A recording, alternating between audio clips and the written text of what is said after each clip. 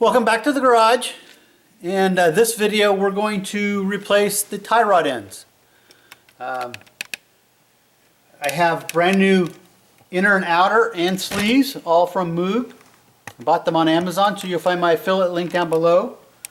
And so I don't have a 18-inch or 18 millimeter wrench, so 3/4 inch will take the bolt off. If you'd watched my video from before, you saw where I had the control arm off for the when I was doing the lower A arm. So I'm going to take this off. Alright, so we've got the this is the driver's side tie rod. Got the inner, outer, and the sleeve. And so I'm not taking this one apart at all.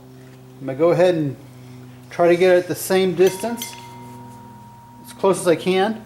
I mean, granted, once I get done with all this, it has to go to the shop to have the front end aligned. Okay, so I've got both my tie rod ends pretty close to what the originals were. I know they're not exact. So I'm going to go ahead and install them underneath the vehicle now and torque them down. Alright, so I've got my tie rods in.